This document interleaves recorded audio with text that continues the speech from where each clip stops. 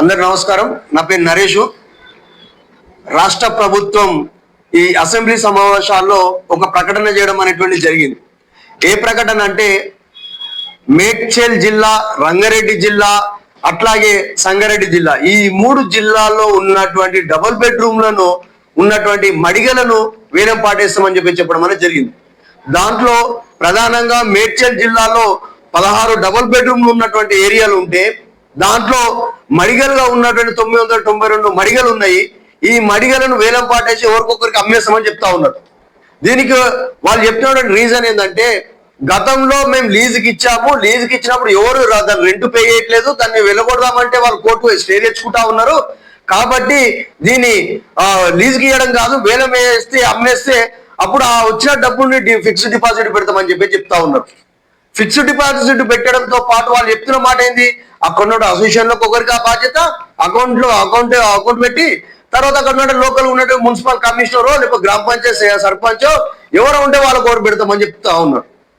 అయ్యా, ముఖ్యమంత్రి గారు అట్లాగే కన్సల్ట్ మినిస్టర్ గారు, ఆ అపార్ట్మెంట్లు ఎన్ని ఫ్లోర్ ఉన్నాయి మీరు ఒక్కసారి అబ్జర్వ్ చేయండి.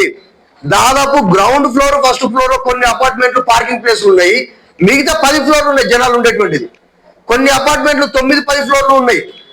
ఇలాంటి అపార్ట్మెంట్లలో వీళ్ళు మెయింటైన్ చేయాలంటే లిఫ్టులకు సంబంధించినటువంటిది కానీ, కరెంట్ మెయింటెనెన్స్ కానీ, బిల్డింగ్ ఇతర మెయింటెనెన్స్ కానీ, బయట ఉన్నటువంటి డ్రైనేజ్ పైపు మొత్తం బయటనే తేలుతున్నాయి. ఎక్కడ అండర్ గ్రౌండ్ పైపులు లేవు, మొత్తం బయటనే ఉన్నాయి, లీకేజ్ నడుస్తా ఉన్నాయి ఇప్పటికే. గత ప్రభుత్వం ఇచ్చినప్పుడు మెయింటెనెన్స్ కోసము ఈ మడిగలన్నిటిని మీకు మెయింటెనెన్స్ కోసం అప్పచెప్తామని చెప్పారు. ఇప్పుడు మెయింటెనెన్స్ కోసం అప్పచెప్పకుండా మేము మీకు వేలం పాడేసే డబ్బు ఫిక్స్డ్ డిపాజిట్ పెట్టి దీని నుంచి మీరు మెయింటెనెన్స్ చేసుకోమంటారు. ఏ విధంగా సాధ్యమైతే అని చెప్తా ఉన్నాను. మీరు కలెక్టర్ చేతిలో పెట్టినా, డైరెక్ట్ తీసుకొని కలెక్టర్ చేతిలో పెట్టినా, డైరెక్ట్ తీసుకొని కమిషనర్ చేతిలో పెట్టినా, లేకపోతే వాళ్ళతో పాటు ఇక్కడ ఉన్నటువంటి ఒక అసోసియేషన్ నుంచి తీసుకొని ఒక పర్సన్ పెట్టినా, ఏ రైతును కొట్టుకున్నా వచ్చేది రక్తమే తప్ప ఇక్కడ ఉన్నటువంటి అక్కడ ఉన్నటువంటి డబుల్ బెడ్రూమ్ ఉన్నటువంటి వాళ్ళకు న్యాయం జరిగే అవకాశం ఉండదు. కంపల్సరీ ఈ నిధులు దుర్వినియోగం అవుతాయి. ఈ రోజు కన్సల్ట్ మినిస్టర్ ఉన్నటువంటి పొంగులేటి శ్రీనివాస్ రెడ్డి గారు మాట్లాడుతూ చెప్పారే మాట, ఏమని అంటే, వాళ్ళు అక్కడ మేము పెట్టిన తర్వాత అక్కడ ఉన్నటువంటి పరిస్థితులు ఉంటాయి, మేము ఈ డబ్బులు ఎక్కడికి డైవర్ట్ చేయము, వాళ్ళ కోసమే ఖర్చు పెడతామని చెప్తా ఉన్నారు. అయ్యా, మీరు మా కోసం ఖర్చు పెడతారా, దానికోసం జీవో తీసుకొచ్చి పెడతామన్నారు.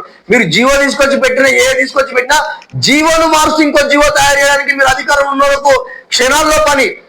కాబట్టి దయచేసి ఆ అపార్ట్మెంట్ లో 10 ఫ్లోర్లు ఎత్తున్నటువంటి వాళ్ళ గోస చూడండి. వాళ్ళ అపార్ట్మెంట్ లో ఉన్నటువంటి వాళ్ళందరూ పేద, బడుగు, బలహీన వర్గాలకు సంబంధించినటువంటి వాళ్ళు, ఎక్కడ మధ్యతరగతి సంబంధించిన వాళ్ళు, ఉన్నతమైనటువంటి స్థాయిలో ఉన్నటువంటి వాళ్ళు ఎవరు లేరు. పూటకు గతి లేక ఉన్నటువంటి వాళ్ళకు వచ్చినటువంటి ఇళ్లలో అక్కడ ఉంటా ఉన్నారు, 10 ఫ్లోర్లు ఎక్కి దిగుతా ఉన్నారు. అలాంటి వాళ్ళు ఆ లిఫ్ట్ లో వెళ్ళి రావాలంటే దానికి ఎంత మెయింటెనెన్స్ అవుతుంది?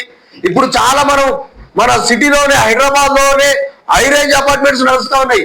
అపార్ట్మెంట్ లో ఇల్లు కొన్నటువంటి వ్యక్తి ఆ అపార్ట్మెంట్ లో మళ్ళీ మెయింటెనెన్స్ కోసం ప్రతి నెల 1000 రూపాయలు, 1500, 2000 కడతా ఉన్నారు. అలాంటిది డబుల్ బెడ్రూమ్ లో ఇప్పుడు మీరు గత ప్రభుత్వం ఇచ్చినటువంటి డబుల్ బెడ్రూమ్ లో పేదవాళ్ళని ఇచ్చినటువంటి వాళ్ళ దగ్గర నుంచి ప్రతి నెల మళ్ళా వసూలు చేసేటువంటి పనులు చేయొద్దు.